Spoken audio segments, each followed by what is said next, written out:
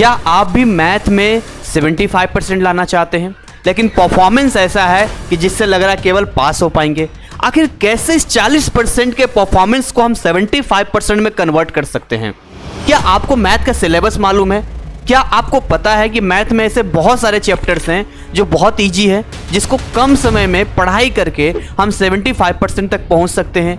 क्या आपको मालूम है कि आपके पास जितना भी सेल्फ स्टडी का टाइमिंग है, अगर उसको सही तरीके से अरेंज किया जाए तो हम बहुत पॉसिबिलिटी है कि हम 75% तक पहुंच भी सकते हैं या उससे ऊपर भी जा सकते हैं। ये सारी बातें हम आज की इस वीडियो में करेंगे। हम आपको बताएंगे कि कैसे आप 75% ला सकते हैं, कैसे आप मैथ्स के फॉर्मूलेज को बहुत अच्छे तरीके से दिमाग में सेट कर सकते हैं, आपको कौन कौन सा क्वेश्चन सॉल्व करना चाहिए, क्योंकि लिमिटेड क्वेश्चंस, लिमिटेड टाइम और वही क्वेश्चंस आपके एग्जाम में आएंगे। कितना मजा आएगा ना। तो बने रहिएगा आज के इस वीडियो में, हम आपको एक एक चीज करके बताएंगे। तो चलिए स्टार्ट करते हैं आज की सेशन को।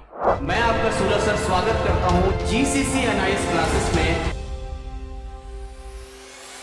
आइए सबसे पहले हम समझते हैं आपके मैथमेटिक्स के सिलेबस को। एनआईएस बोर्ड में आप सभी जानते हैं कि मैथमेटिक्स को सिलेबस को दो भागों में डिवाइड किया गया है।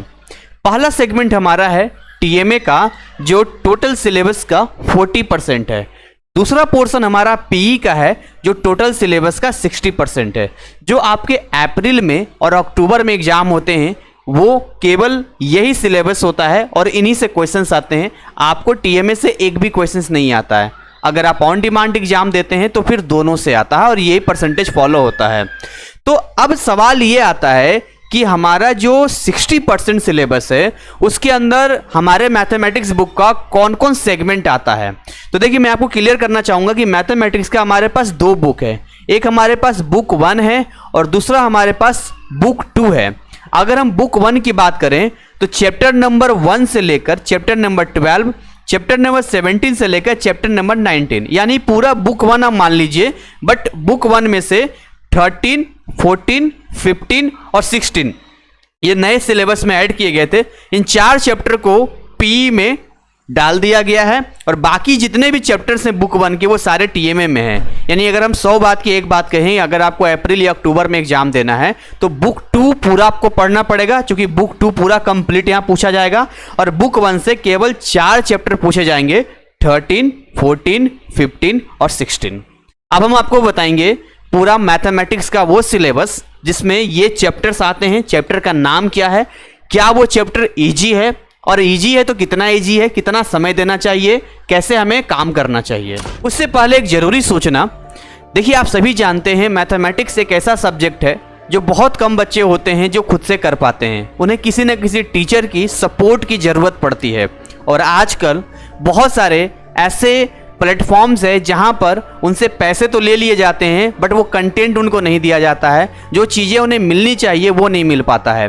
तो आप एक सही कंटेंट, एक सही प्लेटफॉर्म का इस्तेमाल करके अपने सपने को पूरा कर सकते हैं। अपने मैथ के जितने चैप्टर्स उसको कंप्लीट कर सकते हैं, ना केवल कंप्लीट कर सकते हैं बल्कि कॉन्सेप्चुअली आप स्ट्रांग होते हैं और ऐसे क्वेश्चंस आपके एग्जाम में आते हैं। और ये हमारा है मैथ का कॉम्बो पैक।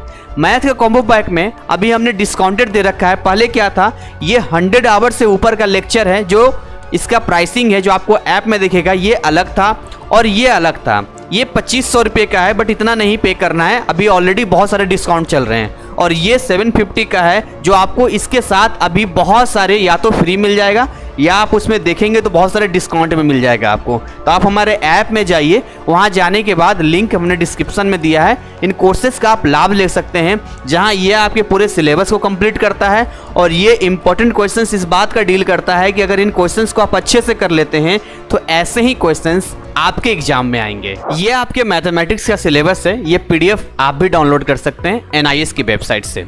तो यहाँ पर देखिए टोटल नंबर ऑफ लेसन्स 38 है। आप साफ साफ देख सकते हैं कि 38 टोटल नंबर ऑफ लेसन्स है, जिसमें 40% हमारा टीएमए चैप्टर से, जिसमें 15 लेसन्स आते हैं जिसकी चर्चा हम नहीं करेंगे।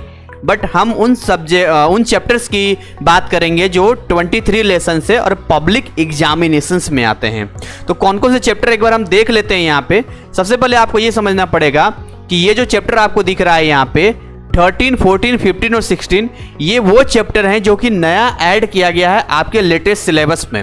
अब इन 4 चैप्टर में बात करें कितना इसका एवरेज क्या कैसे है। देखिए हम अगर आप सिंपल बोले तो ये बहुत ही इजी चैप्टर है, बहुत इजी चैप्टर है, मतलब आप इसको थोड़ा सा मेहनत करके इस पे काम कर सकते हैं। हाँ, इसके अंदर आएंगे तो डिफिकल्टी लेवल में ये सबसे ज़्यादा इजी मिलेगा, ये भी इजी मिलेगा। हो सकता है सर्कल और कोनिक सेक्शन थोड़ा सा एवरेज आपको लगे, इस बात का मैं नहीं कह सकता हूँ, बट ओवरऑल ये मुझे चारों चैप्टर ही बहुत ही आसान लगते हैं। और इसके अंदर जितने भी क्वेश्चंस आते हैं अगर एक बार ढंग से पढ़ लिया जाए तो एग्जाम में आप बहुत आसान तरीके से क्वेश्चंस को सॉल्व कर सकते हैं। अब ये देखिए बुक 2 की शुरुआत होती है चैप्टर 20 से। वो 4 चैप्टर बुक 1 से आपके थे। तो जब हम चैप्टर 20 से आते हैं, खासकर मैट्रिसेस की बात करते हैं, ये आपके इजी है, यानी कि इसमें आपको बहुत ज़्यादा हार्डवर्क नहीं करना है। डिटरमिनेंट्स में आते हैं तो इसको हम एवरेज कहना चाहेंगे, क्योंकि अगर जिसको मैट्रिसेस क्लियर है वो डिटरमिनेंट्स बहुत आसान तरीके से कर लेगा। इसके अंदर कुछ चीज़ें हैं ऐसी जो डिफिकल्टी लेवल जैसा है, बट हाँ आप अगर प्रयास करेंगे तो उसमें बहुत अच्छा कर सकते हैं। Inverse of matrix and its application की बात करें, ये भी एक एवरेज चैप्टर है जिसको मैं बहुत ज़्यादा उस कैटेगरी में नहीं रखूंगा कि हार्ड है, थोड़े फॉर्मूला का खेल होता है। मतलब इन चैप्टर्स को एनी हाउ आपको कंप्लीट कर लेना चाहिए। इसके बाद आगे आते हैं, ये आपका इजी है रिलेशन एंड फंक्शंस 2। इसके अलावा इनवर्स ट्रिग्नोमेट्रिक फंक्शन थोड़ा सा इजी है, एवरेज है, ये इजी हो गया और ये एवरेज हो गया। रीजन ये कि इसके अंदर भी थोड़े से फॉर्मूला खेल है, फॉर्मूला अगर आपको याद है तो आपसे क्वेश्चन सॉल्व होंगे। इनफैक्ट जितने भी चैप्टर हैं हर चैप्टर में आपको फॉर्मूला याद होना चाहिए। मैं अभी आपको इस वीडियो में बताऊंगा कि कैसे फॉर्मूला को याद करना चाहिए, कितना समय देना चाहिए। मुझे मालूम है ये वीडियो थोड़ा सा बड़ा जा सकता है, लेकिन जो पढ़ने वाले विद्यार्थी हैं, जो कुछ जानना चाहते हैं, जिनको प्रॉब्लम हो रहा है मैथ के स्ट्रेटजी को बनाने में, उनके लिए ये वीडियो काफ़ी यूजफुल रहेगा। और मुझे ये भी मालूम है कि वो एंड तक भी बने रहेंगे। ठीक है, चलिए आगे बात करना चाहेंगे हम। अगर हम आगे बात करते हैं चैप्टर 25 से, तो चैप्टर 25 से हम एंटर कर जाते हैं कैलकुलस वाले सेगमेंट में। ध्यान दीजिएगा, मैथमेटिक्स का कैलकुलस एक ऐसा पार्ट है जिसके अंदर बहुत ही अलर्ट होकर पढ़ने की ज़रूरत है, क्योंकि कैलकुलस बहुत बच्चों को समझ में ही नहीं आता है। और हमने अपने लेक्चर्स में कैलकुलस को कुछ इस तरीके से डिजाइन किया है कि आप बहुत आसान तरीके से समझ भी जाते हैं और क्वेश्चंस भी सॉल्व कर पाते हैं। आप हमारे मैथ के कोर्स में जाइए, कोर्स लेना या ना लेना एक सेकेंडरी पार्ट है, बट वहाँ पर जो फ्री कंटेंट है ना उनको आप देख सकते हैं। हमारे यूट्यूब की प्लेलिस्ट में देख सकते हैं, वहाँ भी हमने बहुत सारे फ्री कंटेंट दिया है। और हमारे जो टीचर हैं CL सर, 35 ईयर्स का टीचिंग एक्सपीरियंस है, वो रेगुलर मैथ में अपडेट करते रहते हैं, नई नई चीज़ें लाते रहते हैं जो आपको उसी कोर्स में मिलता है। ये देखो यहाँ से कैलकुलस हमारा स्टार्ट है। अब कई बच्चे क्या करते हैं कि कैलकुलस के सेगमेंट को पूरा छोड़ देते हैं, ऐसा नहीं करना चाहिए। कैलकुलस के कुछ चैप्टर्स बहुत हार्ड हैं, लेकिन इसका मतलब ये नहीं है कि सारे चैप्टर हार्ड हैं। अगर हम बात करें चैप्टर 25 की, यानी लिमिट एंड कंटिन्यूटी की, बहुत ही बढ़िया चैप्टर है, आप पढ़िए, बहुत इजी है। मैं इसको इजी कैटेगरी में रखूंगा, ये हार्ड है ही नहीं भाई। आप डिफरेंशिएशन आइए, ये भी इजी है, हार्ड ही नहीं है। इन दोनों में जिसका हाथ बैठ गया उसको मजा आएगा, सारे क्वेश्चन सॉल्व करेगा, एकदम मस्त चैप्टर है ये। इसके अलावा आगे हम 27 की बात करें, यहाँ पर डिफरेंशियल ऑफ ट्रिग्नोमेट्रिक फंक्शंस की, या 28 की बात करें, या तो 26 का ही पार्ट है। अगर आपको 26 समझ में आता डिफरेंशिएशन, तो ट्रिग्नोमेट्रिक फंक्शंस हो, एक्सपोनेंशियल तो बेचारा बहुत सीधा साधा सा है, बहुत ईजी है, इसमें तो कोई फॉर्मूला का भी बहुत बड़ा नहीं है। हाँ, लॉगरिथमिक में थोड़ा सा ध्यान देने की जरूरत है, बाकी तो एकदम ईजी कुछ है ही नहीं ऐसा। तो देख रहे हो 25, 26, 27 और 28 आपको मैंने बता दिया कि इजी है, इसको जरूर करना। अब बात करते हैं 29 की। देखिए 29 चैप्टर जो है ये एक ऐसा चैप्टर है जिसको या तो आप एवरेज कह सकते हैं या तो आप इसको हार्ड कह सकते हैं।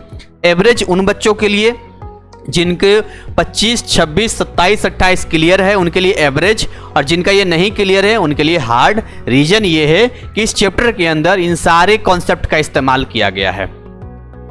तो आप अगर 25, 26, 27, 28 अच्छे से करते हैं तो 29 तो ऑटोमेटिक आपका हो जाएगा।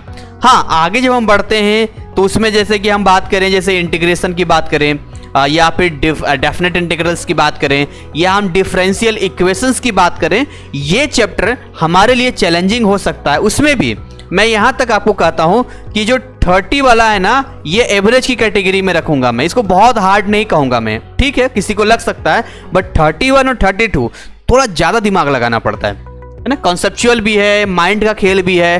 तो अब आपको कैसे पढ़ना है, देखो अगर आप इसको स्टार्ट करोगे तो आप 29 तक तो आ जाना, 30 में एंटर कर जाना, पढ़ लेना पूरा। 31, 32 नहीं हैंडल होगा, छोड़ देना। तो आप ये भी तो देखो कि हम कहाँ 25 से ही छोड़ रहे थे और कहाँ हम 30 तक पहुंच के छोड़ रहे हैं तो 2 ही सेगमेंट तो हटेगा। ठीक है, कुछ क्वेश्चंस होंगे 5-10 नंबर के, वो नहीं बनेंगे, बाकी तो बना लोगे ना। अब यहाँ पर कुछ ऐसे चैप्टर्स हैं जो बहुत इजी भी नहीं है, बहुत हार्ड भी नहीं है, यानी कि एवरेज कैटेगरी में आता है। अब वो चैप्टर्स कौन कौन से हैं? तो वो चैप्टर आपका 33 से है, जिसमें हम पढ़ते हैं इंट्रोडक्शन टू 3 डायमेंशनल ज्योमेट्री। हालांकि इसको मैं इजी कहूंगा, इसको मैंने खुद ही 1 शॉट में कंप्लीट कर दिया था। हाँ, वेक्टर, प्लेन और स्ट्रेट लाइन, ये एवरेज की कैटेगरी में हम डालेंगे और ये चैप्टर्स आपको जरूर स्ट्रॉन्ग करना चाहिए। और लास्ट का दोनों तो भाई साहब ईजी है, इसमें तो कुछ ऐसा है ही नहीं, अगर आप ढंग से सीख लोगे तो आपका काम हो जाएगा। तो आपने देखा कैसे बहुत सारे चैप्टर हमारे लिए आसान है, बट आसान उनके लिए है जो किसी प्लेटफॉर्म पे पढ़ाई कर रहे हैं, चाहे वो ऑफलाइन मोड में किसी टीचर का ट्यूशन क्लासेस ले रहे हैं या ऑनलाइन मोड में किसी ऐप में या किसी वेबसाइट पे किसी टीचर का कोर्स लेके पढ़ रहे हैं, उन्हीं के लिए है। खुद से करने पर बहुत कम बच्चे सक्सेस कर पाते हैं। फाइनली जिसका वेट कर रहे थे हम उसकी बात करने वाले हैं। क्या रहने वाला है आपका time table and study tips. सबसे पहले टाइमिंग की हम आपको बताना चाहेंगे कि आपको कम से कम कितना टाइम देना चाहिए। देखिए, कम से कम की हम बात करें 2 से 3 घंटे आपको एक दिन में मैथमेटिक्स में जरूर देना चाहिए, क्योंकि मैथमेटिक्स के एक एक क्वेश्चंस में कई बार 15-15 मिनट लग जाते हैं।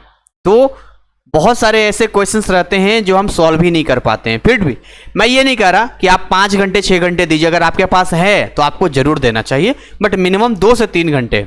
और एक काम और आपको करना है, आपको कम से कम आधे घंटे के लिए फॉर्मूला की प्रैक्टिस करनी है। कैसे फॉर्मूला प्रैक्टिस करना है, इस बात को ध्यान से समझना। मैं अपने लाइव क्लासेस में एक एक फॉर्मूला को एटलीस्ट 5 टाइम लिखवाता हूँ, सेम रिपीट करवाता हूँ।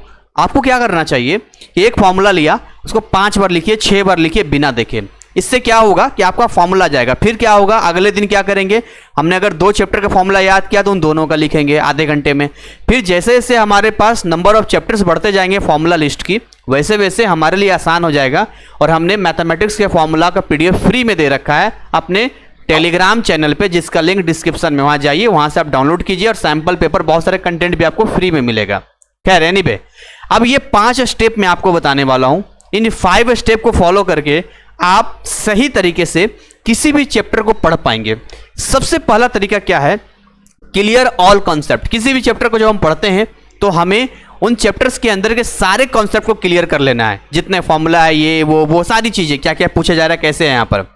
तो अगर हम ये वाला क्लियर कर लेते हैं, दूसरा अब हम क्या करेंगे, सॉल्व करेंगे। क्या सॉल्व करेंगे, हम सॉल्व करेंगे एग्जाम्पल्स। अब आपको ये समझना है कि जब हम एग्जाम्पल्स की बात करते हैं बेसिकली, तो एग्जाम्पल्स में हमारे पास कहां से मिलेगा, तो आपके मैथमेटिक्स की बुक में एग्जाम्पल मिलेगा। उसको क्या करना है, सॉल्व करना है। और जैसे मैंने कहा कि आपको लिखना है फॉर्मूला को कितनी बार, एटलीस्ट कम से कम 5 टाइम, 5-5 बार आपको लिखना चाहिए। स्टेप 3 में क्या करना है कि जो एग्जाम्पल आपने सॉल्व था, उस एग्जाम्पल को आपने सॉल्व किया था देख के, हेल्प से, भाई सॉल्व था तो ऑब्वियसली वहां सॉल्व समझ रहे हैं, देख रहे हैं, कर रहे हैं। अब अगली बार क्या करना है, उन्हीं एग्जाम्पल्स को ट्राई करनी है, कोशिश करनी है खुद से सॉल्व करने का, बट कोई भी यहां पर आपको हेल्प नहीं लेना। इस बात का विशेष आपको ध्यान रखना है। मान के चलिए कि आप पूरे एक चैप्टर में 10 एग्जाम्पल है, उस 10 एग्जाम्पल को हमने सॉल्व किया। जैसे मान लो एग्जाम्पल सॉल्व कर रहे हैं, इसके अंदर फॉर्मूला आया, 5 बार फॉर्मूला लिख लिया, फॉर्मूला भी याद हो गया, कॉन्सेप्ट भी क्लियर हो गया। ऐसे करके 10 क्वेश्चंस को हमने सॉल्व किया। अब क्या करेंगे, उन 10 क्वेश्चंस को साइड में लिख लेंगे और उसके बाद एज ए टेस्ट की तरह बिना किसी सपोर्ट के हम उसको सॉल्व करेंगे। ऑब्वियस सी बात है, अब तुरंत में हम एक्सपर्ट तो हो नहीं जाएंगे। जब हम उन 10 क्वेश्चंस को सॉल्व करेंगे तो उसमें हो सकता है कि 2 ही क्वेश्चंस बने, 3 ही बने, या ये भी हो सकता है एक भी क्वेश्चन ना बने, गलत चला जाए। तो हमें इतना पता चलेगा कि भाई हमारा कहां पर मिस्टेक हो रहा है, हमारी कहां पर गलती हो रही है। ये चीज हमारे लिए एक कह सकते हैं ना कि एक पॉइंट वाली बात हो जाएगी, और उसी को हम क्या कर लेंगे, यहां पर इंप्रूव कर लेंगे। और जैसे ही ये इंप्रूव हो जाएगा, उसके बाद अगले स्टेप में हम एक सैंपल पेपर उठाएंगे, उसको सॉल्व कर लेंगे, मजा आ जाएगा। और ठीक एग्जाम तक यही प्रोसेस फॉलो करते रहना है, और फिर देखिए कैसे नहीं आता है आपका 75%।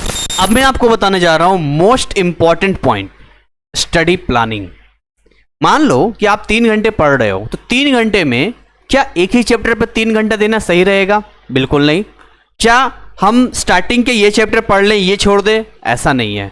अब आपको क्या करना है, मैथमेटिक्स में आपको एक सेगमेंट मानना है कि 1 घंटा हमें एवरीडे कैलकुलस पे काम करना है।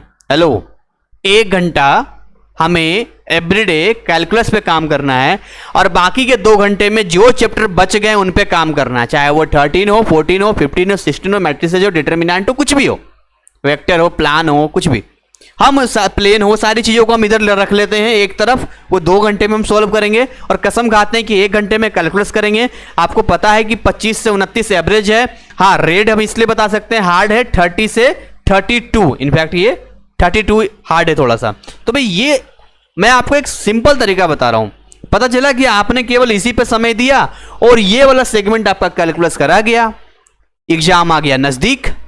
अब हम कैलकुलस को जैसे ही पढ़ने के लिए गए तो भाई जब हमारे पास समय था तब तो ये हैंडल नहीं हो रहा था, और एग्जाम के टाइम में जब हमारे दिमाग पे इतना प्रेशर रहेगा तब कहाँ से हैंडल होगा। फिर दिमाग के दरवाजे बंद हो जाएंगे और आप इजी कॉन्सेप्ट कभी नहीं सीख पाएंगे और इससे आपका लॉस हो सकता है, आपका परसेंटेज का परफॉर्मेंस गिर सकता है। उम्मीद करेंगे कि आज जितनी बातें हमने मैथमेटिक्स के लिए आपको बताया है उसको फॉलो करके आप बहुत अच्छे मार्क्स ला सकते हैं।